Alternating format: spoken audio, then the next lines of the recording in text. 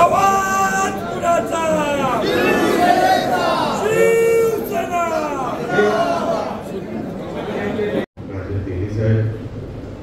शिवसेना पक्षाचे उपनेते सन्माननीय संजयजी आंबे, सन्माननीय संजयजी पडते, सन्माननीय संग्राम साळस्कर, उपस्थित सर्वच मान्यवर बंधू, आज युवा सेनेच्या माध्यमातून इथे हा कार्यक्रम आयोजित करण्यात आलेला आहे. मला वाटतं कुठल्याही पक्षामध्ये युवकांची संघटना आणि जिल्ह्यात कार्यक्रम आणि युवकांना संधी देण्याचं काम, व्यासपीठ देण्याचं काम कोण करत असेल तर पूर्वीची तुम्ही करताय आणि हे जिल्ह्यात करताय म्हणून प्रथमच तुमच्या कारण का युवकांना फक्त यूज अँड थ्रो याच्या पलीकडे राजकारणामध्ये किती संधी मिळते हा संशोधनाचा भाग आहे. आपण त्यांना संधी देण्याचं काम करताय, त्यांना पद देण्याचं काम करताय, समाजामध्ये स्थान देण्याचं काम करताय आणि युवकांच्या या संघटनेच्या माध्यमातून हे किती मोठं कार्य आहे हे तुम्हाला कदाचित आज कळणार नाही. जसं आता राजेंद्र साहेबांनी त्यांच्या मनोगतामध्ये उल्लेख केला की ते विद्यार्थी परिषदेपासून ते आतापर्यंत आणि असे अनेक त्यांनी नावं घेतलं, जीजी उपरकर असतील, तेली साहेब असतील, हे सगळे त्या विद्यार्थी संघटनेपासून त्यांनी सुरुवात केली. मी स्वतः जेव्हा राजसाहेब भारतीय विद्यार्थी सेनेचे प्रमुख होते तेव्हा मी मुंबई युनिव्हर्सिटीचा स्टुडंट होतो. तेव्हा सिनेटच्या निवडणुकीपासून ते बाकी सगळं झेंडे लावण्यापासून सगळं आपण शिवसेनेमध्ये केलेलं आहे आणि तोच खरा पाया असतो. आता काय सोपं झालंय, कुठल्या नेत्याला फोन केलं साहेब कोणतरी काहीतरी पाहिजे, आचार्य हे आहे ते ॲम्ब्युलन्स पाठवा, आता सोपं झालंय. तेव्हा असं काय नव्हतं. तेव्हा महिने नेते दिसायचे नाही, पण नेत्यांच्या प्रेमापोटी रोज काम पक्षाचं व्हायचं अशी संघटना, त्याचं नाव म्हणजे शिवसेना. म्हणजे झेंडे लावण्यामध्ये पण एक वेगळा आनंद असायचा. स्वर्गीय बाळासाहेबांचा दसरा मेळावा म्हणजे झेंडे लावायची शर्यत, ते रात्री बसून ते काठ्या काढायच्या, त्याची साल्ट काढायची, या झेंड्याला बॉर्डर लावायची सोनेरी. काही वेगळी मजा होती, एकोपा होता. ते दिवस ज्यांनी बघितले ना त्यांना सोपं काहीच मिळालं नाही. ज्यांनी संघर्ष बघितला, पूर्वेजीच्या वडिलांनी असेल, माझ्या वडिलांनी असेल, ज्यांनी संघर्ष बघितला ना त्यालाच तरी शिवसेना कळलं. काय काय करावं लागलं तेव्हा तर आम्ही पूर्वेची सिनेटची निवडणूक लागली तर चर्चगेटला समोर त्यांचं ऑफिस असायचं. आम्ही RX-100 वगैरे घेऊन बाईक अशा लावायचं, समोरचा यायचाच नाही, नाकेबंदी, चक्का जाम. तेव्हा मजा यायची करायला. तेव्हा काहीतरी आपण पक्षासाठी करतोय, काहीतरी आपल्या संघटनेसाठी करतोय, काहीतरी तेव्हा तर बाळासाहेब, आता काहीतरी स्वर्गीय बाळासाहेबांसाठी करतोय. ही भावना घेऊन अनेक तरुण, ही तरुणांची संघटना होती. आमचे राणे साहेब जेव्हा शिवसेनेत उतरले तेव्हा त्यांचं वय 16 होतं. फॉर्म भरायचं वय 18 होतं. त्यांनी 18 वर्षाचा कोणतरी पकडला, त्याचं नाव नारायण राणे केलं आणि मेंबर झाले.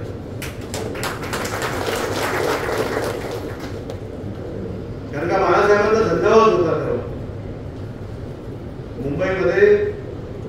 तेव्हा डाव्यांचा मोठी पकड तेव्हा डाव्यांची होती.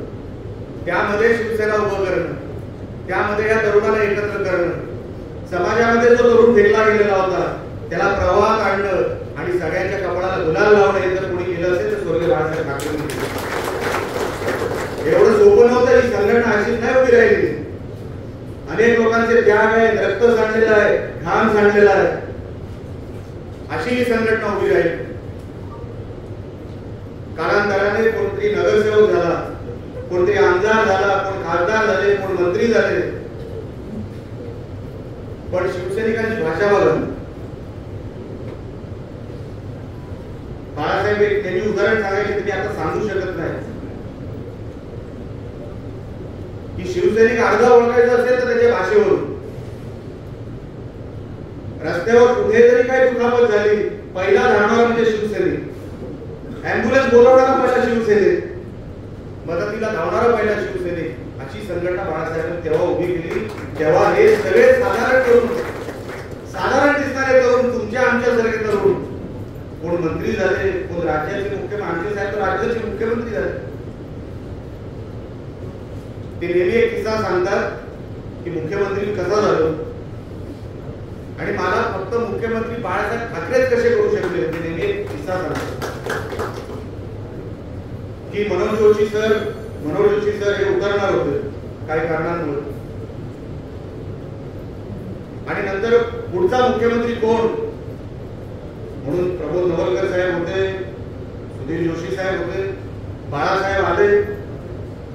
त्यांनी सगळ्या शिवसैनिकांसमोर त्यांचं मनोगत व्यक्त केलं आणि निघून गेले. बाळासाहेब आले, 2-3-5 मिनिटं बोलले आणि निघून गेले.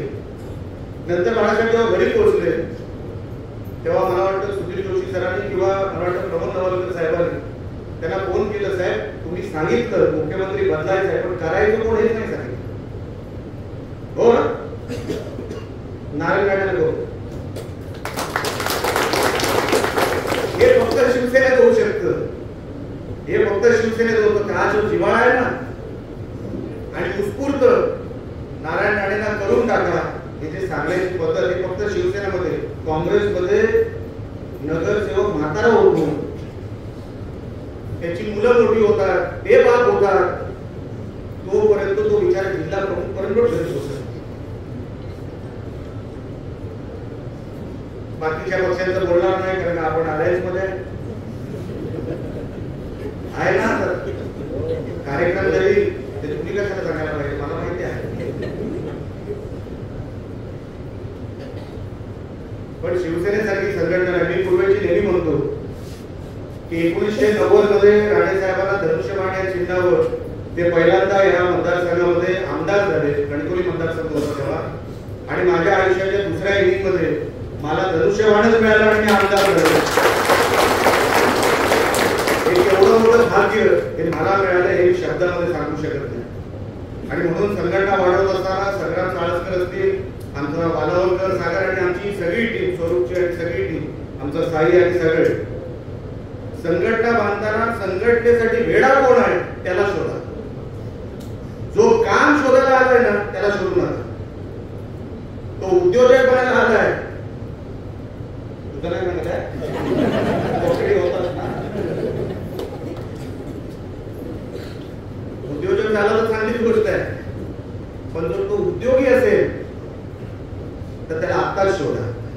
संघटना 5 जणांची असू दे पण ती जीवाभावाची असू दे, वाघांची असू दे, कोणाला घाबरणारी नसू दे, अशी संघटना म्हणजे शिवसेना. लक्षात ठेवा. कोणाला काय पाहिजे म्हणून नाही. अहो त्या काळामध्ये लोकांना वडापाव मिळत नव्हते. आता तो सस्पेन्शनच्या गाड्या आल्या, तेव्हा पाट्यांच्या गाड्या नव्हत्या. तेव्हा आम्हाला गावाकडे वरवड्यामध्ये यायला 18-19 तास लागायचे, 2 दिवस थांबायला लागायचे. तेव्हा आम्हाला वाटायचं खेड आमचं गाव आहे कारण 2 दिवस खेडमध्ये थांबायला लागायचं. नंतर कळलं नाही गाव पुढे 17-18 तासानंतर रस्ते नाही, मातीचे रस्ते.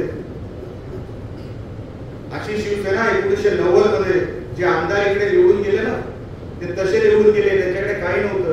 राणेसाहेब जेव्हा या मतदारसंघात आले कणकवलीच्या 18 दिवस अगोदर आले आणि शिवसैनिकांनी दिल्ली साहेबांसारखे आणि बाकीच्या असंख्य शिवसैनिकांनी 18 दिवस अगोदर आलेल्या उमेदवाराला आमदार केला आणि नंतर तेच नारायण राणे राज्याचे मुख्यमंत्री झाले. एक एवढं मोठं कार्यकर्त्यांनी केलं. काल पण मी कणकवलीला बोललो, एकटा माणूस काय करू शकत नाही. कार्यकर्ता कसा आहे ना त्याच्यावरती नेता ठरतो. एकटा नेता कसा आहे त्याच्यासाठी काय फरक पडत नाही. तुम्ही कसे आहात, तुम्ही समाजामध्ये कसे जाता, तुम्हाला समाजामध्ये आपुलकी आहे का नाही, तुमचं कोण चांगलं आहे कोणतं आहे की नाही, हे जर कोण बोलत असेल ना तरच ते आम्हाला मतं टाकणार, तुम्हाला मतं टाकणार. जर तुम्हीच नको असाल ते आम्हाला काय, तुम्हालाही काय करणार नाही, तुम्हालाही वाईट टाकणार. संघटना बांधायची असेल ती अशी नाही, जीवाभावाची. कोणाला तरी खारेपाटणमध्ये त्रास झालाय ना तो दोडा मार्गातून गाड्या निघायला पाहिजे. कुठल्याही आदेशाची वाट बघायची गरज नाही. तेव्हा कुठून गाड्या यायच्या. एक प्रसंग आला, आमच्याच घरावर एक प्रसंग आला, तेली साहेबांच्या घरावर प्रसंग आला. अख्ख्या महाराष्ट्राची शिवसेना सिंधुदुर्गात होती. प्रसंग दोन तीन शिवसैनिकांवर आला, राणे साहेबांवर आमच्या घरावर आला. पण संघटना कुठली आली? अख्खी राज्यातली. थांबले किती दिवस? 22 दिवस. काँग्रेसवाल्यांनी घरं जाळली होती. त्याच्यामध्ये एक तेली साहेबांचं घर होतं, एक आमचं होतं. तेव्हा सगळी जी संघटना उतरली, मोरी डोंगरीला मात्र सभा झाली. सर्वात मोठी सभा जर कुठे झाली असेल सिंधुदुर्गाच्या इतिहासामध्ये तर ती मोरी डोंगरीला त्या घटनेनंतर झाली. अनेक लोकांनी जेल भोगले. ही अशा संघटनेचे कार्यकर्ते होत. आपण लक्षात ठेवा, ही काही येडी गवाळी संघटना नाहीये. तुम्हाला काय मिळेल, सत्तेमध्ये आपण भागीदार आहोत म्हणून तुम्हाला इथे वाव आहे, अशातला भाग नाही. इकडे मला तिकीट मिळायला पण घासावी लागली, लक्षात ठेवा. हे काही साधं सोपं काम नाही. संघटनेचं काम करत असताना युवक संघटना असेल, ती सुद्धा बेसिक मध्ये तुम्ही येणार, ती सुद्धा तुम्ही कुठल्या तरी निवडणुकीमध्ये उतरणार. आज 2 आमदार आमचे पूर्वेची मेहनत आम्हाला तेवढीच करावी लागते. सन्मानित दीपकजी केसरकर तिकडे आपला किल्ला लढवत आहेत, इकडे निलेश राणे किल्ला लढवत आहेत आणि हे सगळे वाघ आमच्या समोरचे किल्ला लढवत आहेत.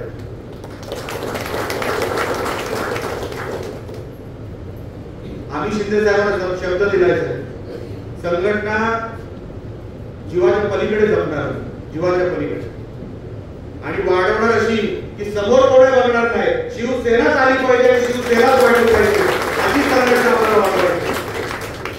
म्हणून समोर कोणा बघू नका. तुमच्यामध्ये जिद्द असेल, तुमच्यामध्ये जर काहीतरी पक्षासाठी करायची धमक असेल तर मैदानात उतरल्याशिवाय पर्याय. लक्षात ठेवा, आज शिंदे साहेबांना आपली गरज आहे. शिंदे साहेबांनी आपल्याला शिवसैनिक बनवलं. स्वर्गीय बाळासाहेब ठाकरे म्हणायचे ना, अरे सर्वात मोठं पद हे शिवसैनिकाचं आहे. त्याच्यापेक्षा मोठी पदं कुठे आहेत? माझ्या आयुष्यातून शिवसैनिक म्हणून माझ्याकडून कोण काढून नेणार नाहीये. बाकीची सगळं पदं येऊन जातील, पण शिवसैनिक पद तुमच्याकडून कोण काढून घेऊ शकणार नाही. तुम्ही जमिनीवर जाताना, तुम्ही रस्त्यावर फिरताना, तुम्ही गाडीमध्ये जाताना तुम्ही शिवसैनिक पहिले आहात आणि बाकी सगळे तुम्हाला जी काही पदं मिळाली, मी पण आमदार नंतर पहिला शिवसैनिक, ही भावना घेऊन जर तुम्ही मैदानात उतरला असाल तर या पक्षाला 100% चांगले दिवस आलेच आहेत. ह्याच्याहून चांगले दिवस आल्याशिवाय राहणार नाही. पण जेवढी जबाबदारी आमच्यावर आहे, आम्ही तिकडे आहोत ना, उतरतो ना आम्ही मैदानाला. कोणाची हिंमत आहे निलेश राणे समोर शिवसेनेबद्दल एक शब्द काढायची? सभागृहात असू दे किंवा सभागृहाच्या बाहेर, तुटून म्हणजे तुटूनच पडणार आम्ही. म्हणून अशा संघटनेमध्ये जर तुम्हाला काम करायचं असेल, शिंदे साहेबांचा तुम्हाला वेळ असेल, अरे त्या माणसाने आपल्याला शिवसेना दिली, अजून काय देणार होते? कशासाठी आपण थांबलेलो आहे? एक घर, बाजूला 2 घर, त्याच्या मागे 3 घर करा ना शिवसैनिकांची घरं. एकच घर करायचंय. जर भारतीय जनता पक्षामध्ये सन्माननीय अमित शहा साहेब 5 बूथ सांभाळू शकतात, ते देशाचे केंद्रीय मंत्री आहेत, ते आज देखील 5 बूथ सांभाळतात गुजरातमध्ये. तर तुम्ही आणि आम्ही कोण? तुम्ही एक बूथ सांभाळा, 5 घरं सांभाळा. ती शिवसैनिकांची करा. तिथे झेंडे शिवसेनेचे लागले पाहिजे, तिथे कॅलेंडर बाळासाहेब ठाकरेंचे लागले पाहिजे. अशी संघटना आपल्याला उभी करायची. लक्षात ठेवा, आज फक्त 2 आमदार सिंधुदुर्गामध्ये आहेत म्हणजे आपलं काम सोपं झालं असं अजिबात नाही. संघर्ष कुठे संपलेला नाही. निवडणुका तोंडावर आहे. कुठल्याही आदेशाची वाट बघू नका. आज जसं आम्हाला इकडे आल्यानंतर एक वेळ आलं की नाही शिंदे साहेबांसाठी सगळं करायचं, शिवसैनिकांसाठी करायचं, तसं वेळ तुमच्यात असेल तर ही संघटना जीवाभावाची उभी राहील आणि अशी उभी राहील, नुसती उभी राहणार नाही, चारी बाजूला पसरल्याशिवाय राहणार नाही. सगळ्यांना भीती कुठे वाटत असेल तर ती शिवसेनेचीच वाटली पाहिजे. अशी संघटना तुम्ही उभी करा, पण त्याच्या अंगावर जाऊन नाही, प्रेमाने. त्यांना वाटलं पाहिजे या माणसाने, या पक्षाने प्रेमाने लोकांना जवळ केलेलं आहे. कोणावरही लोकांना अन्याय होईल, लोकांवर अन्याय होईल असं काय करू नका. चांगली संघटना आपण उभी करूया. पूर्वेची आपण आलेला आहात, रत्नागिरी पासून त्यांनी रायगड पासून हा सगळा दौरा आपल्यासाठी इकडे आलेला आहे. मी मनापासून आपले आभार व्यक्त करतो. असाच वेळ आपण तुम्ही इकडे देत राहा. सन्माननीय प्रताप सरनाईकांनी आपल्या वडिलांनी, मी फक्त एक पत्र त्यांना दिलं, त्यांनी मी 5 मागितल्या होत्या, त्यांनी 10 दिली बस. आणि ग्रामीण भागामध्ये एसटी आणि ह्या सगळ्या परिसरामध्ये ही व्यवस्था फार मोठी व्यवस्था मानली जाते. मी आताच सरनाईक साहेबांना भेटलो. मी जे सांगितलं, साहेब इकडे बस डेपो करायचं आहे मला कुडाळला. साहेब ते बारामतीच्या धर्तीवर झाला पाहिजे असं काहीतरी बघा. तर अधिकाऱ्यांना सांगितलं, निलेश म्हणतोय बारामतीच्या धर्तीवर झाला पाहिजे, तर बारामतीपेक्षा चांगलाच झाला पाहिजे कुडाळचा आमदार. अशा सूचना सरनाईक साहेबांनी दिल्या. मी मनापासून त्यांचे आभार मानतो, तुमचेही आभार मानतो आणि तुमच्या भविष्यासाठी तुम्हाला मनापासून भाऊ म्हणून शुभेच्छा देतो आणि इथे सांगतो जय हिंद, जय महाराष्ट्र. महाराज की छत्रपती संभाजी महाराज की जय भवानी, भारत माता की युवा सेनेच्या आमच्या या युवा विजय दौऱ्याच्या निमित्ताने मंचावर उपस्थित असलेले राज्याचे माजी मंत्री, शिवसेना पक्षाचे नेते तथा आमदार आदरणीय दीपकजी केसरकर साहेब, आपले सगळ्यांचे लाडके कार्यसम्राट आणि खरे युवा सेनेचे आमदार म्हणायला हरकत नाही असे आपले स्मार्ट अँड हँडसम आमदार आदरणीय निलेशजी घाले साहेब, माजी आमदार आदरणीय राजेशजी तेली साहेब, युवा सेनेचे सचिव आदरणीय किरणजी साई साहेब, शिवसेना उपनेते आदरणीय संजय आगरे साहेब, आदरणीय संजय पंडे साहेब, आदरणीय आनंद शिरवळकर साहेब, युवा सेनेचे माझे सहकारी आदरणीय हर्षद धेरे, मेहुल जुमाने, संग्राम साळसकर, ज्यांची नुकताच युवा सेनेचे निरीक्षकपदी निवड झाली असे अथर्व साळवी, युवा सेनेचे माझे सहकारी राहुल अवगडे साहेब, माझे मित्र बंधू युवा सेनेचे सहकारी निखिल वाडेकर साहेब आणि उपस्थित सर्व युवा सैनिक. खरं तर आज हा कार्यक्रम सुरू करत असताना मला निलेश दादा तुमच्याकडे अनेक गोष्टींचे आभार मानायचे. आपण सांगितलं की मी रायगडपासून या दौऱ्याची सुरुवात केली आणि थेट आता या आपल्या जिल्ह्यामध्ये मी आलेलो आहे आणि खऱ्या अर्थानं अतिशय सुखाचा प्रवास हा कर्जत उरण पनवेल करत तो खेडपासून आधी गेलो रत्नागिरीवरून आज आपल्या सिंधुदुर्गात आलोय आणि कुठेही प्रवासाचा त्रास झाला नाही. याच्या मागे कारण जो आहे तो इतके सुंदर रस्ते, त्याचा श्रेय पूर्णपणे आम्ही नारायण राणे साहेबांना. यापूर्वी कोकणाचा तसा अनुभव मला आला कमी, कारण दौरे लागायचे. केसरकर साहेबांना माहिती आहे, पूर्वीचे आमचे जीवलग मित्र आणि युवा सेनेचे जे अध्यक्ष होते, अनेक वेळा कोकण दौरे आम्ही लावले. मुंबईवरून विमानाने गोव्याला यायचो. गोव्याला कुठेतरी तेव्हा हा मुंबई एअरपोर्ट होता, दुसरा एअरपोर्ट होता दाबोली. त्या एअरपोर्टवर लँड झाल्यानंतर तिथे समोरच्या बाजूला 15-20 मिनिटाचा एक चांगला हॉटेल होता. मग तिथे सगळ्या बैठका व्हायच्या आमच्या युवा सेनेच्या, म्हणजे महाराष्ट्राच्या युवा सेनेच्या बैठका आम्ही गोव्याला करायचो. आणि त्या बैठका एवढे सुंदर व्हायचे की आम्हाला कोकणात यायची गरजच पडत नव्हती. मग आम्ही पाहिलेला कोकण हा गोवा मधला कोकण होता, कारण आमचे सगळे युवा सेनेचे पदाधिकारी तिथे येणार. त्यावेळेस ती कॉफी सगळ्यांना माहितीच आहे, कॉफीचा प्रकरण काय. पण नंतर काय व्हायचं, शेवटी मी आदरणीय शिंदे साहेबांचा नेहमीच एक सच्चा कार्यकर्ता म्हणून, कट्टर शिवसैनिक म्हणून काम करत होतो. युवा सेनेची स्थापना झाली तेव्हापासून युवा सेनेचा सचिव म्हणून काम केलं, आज युवा सेनेचा अध्यक्ष झालो. आणि हे सगळं करत असताना त्यांना मी गोव्याला सोडायचो आणि मी पुढे माझा प्रवास जो होता तो या तुमच्या कोकणात करायचो. कोकणात कुठला तालुका कुठे, कुठला जिल्हा कुठे याचा काही अनुभव त्यांना नव्हता किंवा मलाही नव्हता. पण फिरून फिरून फिरून फिरून फिरून फिरून एकत्रित कोकण कसं आहे हे आम्हाला कळलं. आणि मी तुम्हाला आज आभार यासाठी सुद्धा मानतो निलेशजी, आपण 1 वर्षापूर्वी ह्या सिंधुदुर्गात भेटलो होतो आणि त्यावेळेस सर्किट हाऊसला ती बैठक होती. त्यावेळेस तुम्ही आला भेटला, त्यावेळेस तुम्ही आमदारही नव्हता आणि तुम्ही त्यावेळेस मला शब्द दिला होता की पूर्वेशी यापुढे तुम्ही जेव्हा केव्हा कोकणात याल त्यावेळेस युवा सेनेची ताकद काय तुम्हाला दिसेल. आणि आज खऱ्या अर्थानं युवा सेनेची ताकद वाढली आहे, ते फक्त तुमच्या नेतृत्वामुळे वाढली आहे हे मी याच ठिकाणी प्रकारे सांगतो. आपण सांगितलं शिवसेनेबद्दल की शिवसेनेमध्ये कसं काम केलं पाहिजे, युवा सैनिकांचं काम काय असलं पाहिजे. आदरणीय तेली साहेबांना त्यांनी सांगितलं की आम्ही पाहिलेली युवा सेना म्हणजे झेंडा लावणारी युवा सेना, मोटरसायकल रॅली काढणारी युवा सेना. त्यांनी हेही सांगितलं की नोकरीपेक्षा उद्योगाकडे आपण सगळ्यांनी युवकांनी जायला पाहिजे. खरं आहे, आपण युवकांनी जर उद्योग केला तर निश्चितपणे उद्याचा जो महाराष्ट्र आहे हा अतिशय सुंदर महाराष्ट्र आपल्याला दिसेल. आणि मी निलेशजी आपल्याला सांगतो, यापूर्वी युवा सेनेमध्ये आमची मुलं फक्त झेंडे लावत होते, मोटरसायकलची रॅली काढत होते, पण त्यांना कुठेही न्याय मिळत नव्हता. आज मी हक्काने या ठिकाणी सांगतो, आमच्या वेगुर्ल्याला आज 5 उमेदवार उभे आहेत, युवा सैनिक आहेत. हे फक्त तुमच्या केसरकर साहेबांच्या नेतृत्वामुळे शक्य झालेलं आहे. जो सन्मान शिवसैनिकांना मिळतो, जो सन्मान महिला आघाडींना मिळतो, तो सन्मान आज आम्हाला या ठिकाणी आमच्या युवा सैनिकांना मिळतोय. त्यासाठी सुद्धा मी मनापासून तुमचे आभार व्यक्त करतो. खरं तर संग्रामने भाषण केलं, मी पहिल्यांदा ऐकलं. संग्रामला ज्यावेळेस नियुक्त करायचं होतं त्यावेळेस मी त्याला म्हणालो माझी काही हरकत नाही, मला निलेश दादाची एनओसी घेऊन ये. तुम्हाला दादांची काही हरकत नाहीये. बरं फोनवर नाही, म्हणजे असं बोलून चालणार नाही. मला दादांनी फोन केला, एका मिनिटात तुला पत्र मिळेल. तो ऑफिसच्या बाहेर गेला, त्यावेळेस मला आठवत काजू घेऊन आला माझ्याकडे. दुसऱ्यांदा आला त्याला फोन करून सांगितलं येताना बाबा काजू घेऊन ये, माझी काही बाकी डिमांड नसते. तो दुसऱ्यांदा आला, काजू घेऊन गेला, काजू दिले. एक तर त्याला त्याचा युवा सेनेचा आपण जिल्हाध्यक्ष पदाचा पत्र. निलेश दादांनी मला सांगितलं पूर्वेजी त्याच्यावर विश्वास ठेवा, एक चांगला कार्यकर्ता आहे आणि आजपर्यंत आपल्याला या ठिकाणची ताकद वाढवायची. ताकद वाढवण्यासाठी संग्रामसारख्या कार्यकर्त्याला जर आपण ताकद दिली तर निश्चितपणे अतिशय चांगलं काम युवा सेनेच्या माध्यमातून आपल्याला या ठिकाणी. आज मेहूल सुद्धा अतिशय चांगलं काम करतो, हर्षद सुद्धा अतिशय चांगलं काम करतो. मी आपल्याला एवढं सांगतो की आपण जर एकत्रितपणे काम केलं तर नक्कीच शिवसेना पक्षाला याचा फायदा होतो.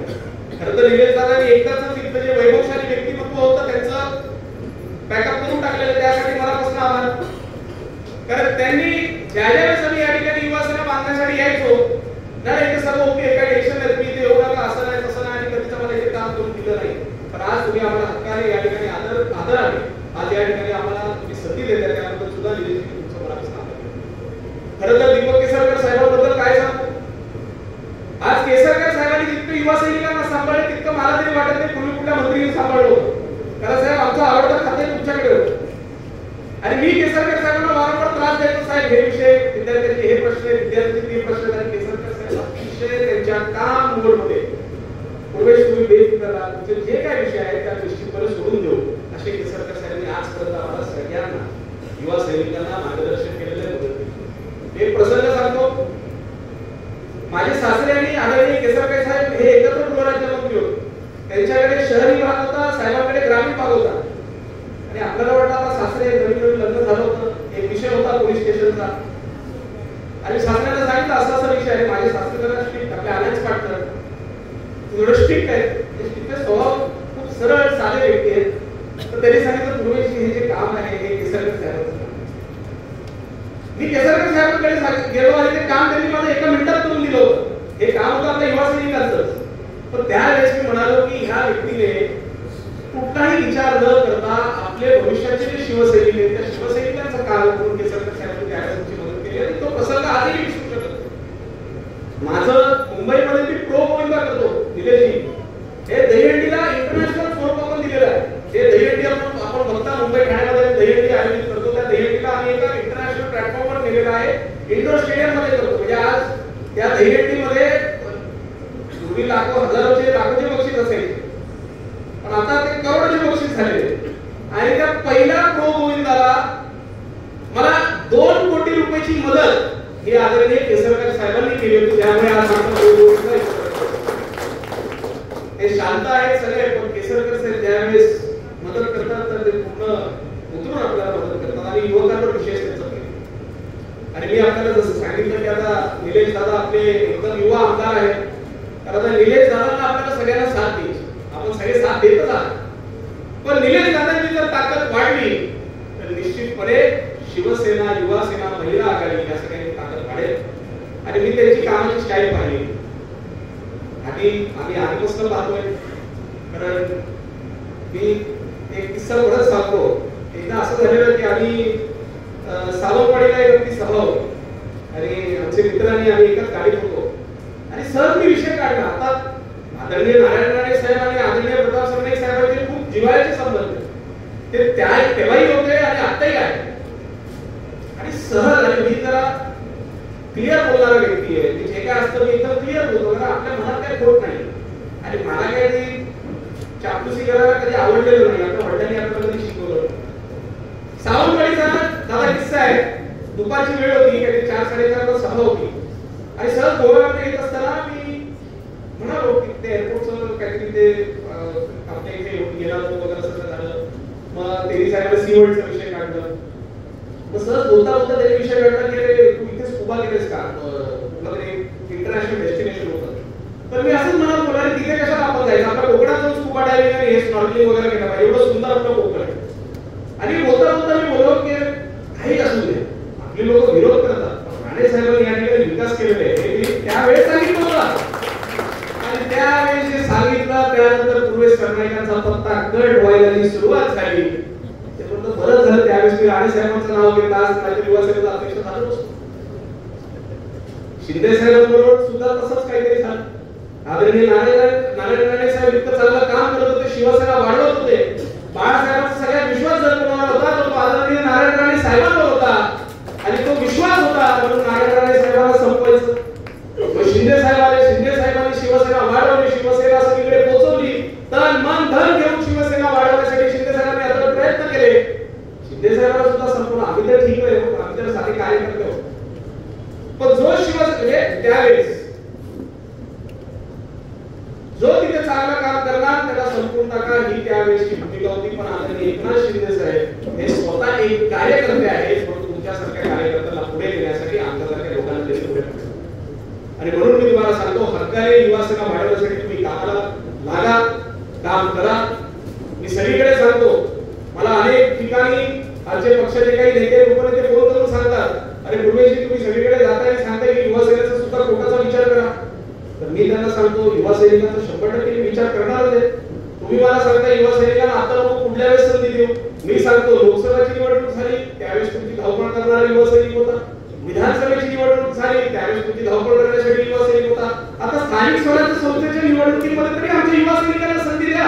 हे ज्यावेळेस मी शिंदे साहेबांना सांगितलं, शिंदे साहेबांनी सांगितलं पूर्वेश तू लढ, तुला ज्या युवा सैनिकांना संधी द्यायची त्या युवा सैनिकांना हा एकनाथ शिंदे संधी देणार असं मला साहेबांनी सांगितलं. आणि आज महाराष्ट्रामध्ये प्रत्येक ठिकाणी युवा सेनेचा कुठला ना कुठला कार्यकर्ता हा येणाऱ्या निवडणुकीमध्ये उमेदवार म्हणून उभा आहे आणि तो विजयी सुद्धा होतो. कारण भविष्यामध्ये आजची आपली जी युवा सेना आहे ती भविष्याची आपली शिवसेना आणि शिंदे साहेबांचं विशेष प्रेम आपल्या या युवा सेनेवर. आणि मी हक्कानं आज मुंबईत पोहोचल्यानंतर आदरणीय शिंदे साहेबांना मनापासून सांगणार आहे की साहेब आज निलेश दादांनी आमचं दिल खुश करून टाकलेलं आहे. अतिशय 2.5 वर्षामध्ये माझ्या या कार्यकाळामध्ये मी पूर्वी पाहिलेलं हा कुडाळ आणि आज मी पाहतोय युवा सेनेची ताकद या कुडाळमध्ये. त्याचं पूर्ण श्रेय मी आदरणीय निलेश दादांना देतो आणि निलेश दादांच्या पाठीशी आपण सगळे असेच उभे राहाल हा विश्वास या ठिकाणी व्यक्त करतो. आदरणीय केसरकर साहेबांच्या नेतृत्वाखाली या जिल्ह्यामध्ये शिवसेना वाढवण्यासाठी आपण सगळे एकत्रित काम कराल हे सुद्धा या ठिकाणी सांगतो. आणि माझ्या सर्व युवा सैनिकांचं पुन्हा एकदा मनापासून आभार व्यक्त करतो. आणि निलेश दादांनी त्यांच्या भाषणात सांगितलं की माझ्या वडिलांनी, कारण मी त्यांचं डिपार्टमेंटचं काही बघत नाही काय नाही, आपलं सिंपल आहे. पूर्वीचे बघत होते सगळं काही, पण आपलं सिंपल आहे. ते मंत्री आहेत, मी थोडी मंत्री आहे. मी आजपर्यंत मला या ठिकाणी सांगतो केसरकर साहेब माझ्या वडिलांच्या केबिन मध्ये आतापर्यंत मी फक्त 2दा गेलो मंत्रालयात. एकदा गेलो ज्यावेळेस पूजा होती, जेव्हा पहिल्यांदा ते पूजा केली त्यावेळेस ते बसणार होते. आणि दुसऱ्यांदा असं झालं की आपल्या शिंदे साहेब त्यांचं केबिन मध्ये उद्घाटन काहीतरी येणार होते, अँटी चेंबर त्याचं उद्घाटन होतं. त्यावेळेस मला त्यांनी सांगितलं की बाबा आज तरी साहेब तुम्ही आमच्या केबिन मध्ये असं मला साहेबांनी विनंती केली. हे 2च वेळा मी त्यांच्या केबिन मध्ये गेलो, त्यानंतर मी कुठल्याही त्यांच्या केबिन मध्ये गेलो नव्हतो. शेवटी मंत्री म्हणून त्यांचा तो अधिकार आहे, त्यांनी तो काम केला पाहिजे, आपलं त्यात काही घेणं देणं नसलं पाहिजे. पण मी तुम्हाला निलेश दादा सांगतो ज्यावेळेस तुम्ही लोकांना भेटला, माझ्या वडिलांचं निलेश दादांवर विशेष प्रेम. ते नेहमी मला सांगतात, त्यांनी सांगितलं की त्यांच्या सेकंड इनिंग्स मध्ये आज त्यांना धनुष्यबाण मिळालं. आमची एक इनिंग झाली महानगरपालिकेची, त्यातला पूर्ण पुढची इनिंग तुम्ही मला जेव्हा द्याल तेव्हा लढी. पण ते मला अजून मी पण तरुण आहे, तुला जरा सबर करणं पडेगा. म्हणजे ठीक आहे सबर करते नाही, आम्ही तो 33 साल के.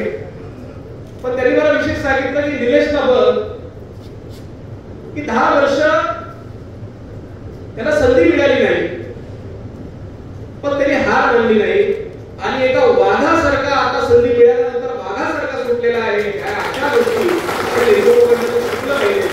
आणि म्हणून माझे वडील तिचं नेहमी कौतुक करतात. आदरणीय नारायण राणे साहेबांबद्दल आमचं खूप आदर आहे. तुम्हाला माहिती कारण खूप जिव्हाळ्याचे आमचे संबंध आहेत. पूर्वी मला एवढं ओपनली बोलता येत नव्हतं, पण आज एवढं मन मला हलकं झालंय की मी आज तुमच्या जिल्ह्यामध्ये येऊन नारायण राणे साहेबांबद्दल बोलतोय. आणि निश्चितपणे आदरणीय एकनाथ शिंदे साहेबांचा सुद्धा खूप आदर आदरणीय राणे साहेबांवर आहे आणि या संपूर्ण परिवारावर आहे. आणि म्हणून आमच्या या दादाला म्हणजे माझा मोठा भाऊ आहे अशा आमच्या मोठ्या भावाला आपण नेहमी साथ द्या आणि ह्या पुढे इतर दुसरं कोणाला एंट्री देऊ नका हे आज या ठिकाणी सांगतो आणि आपली सगळ्यांची रजा घेतो. धन्यवाद. जय हिंद, जय महाराष्ट्र.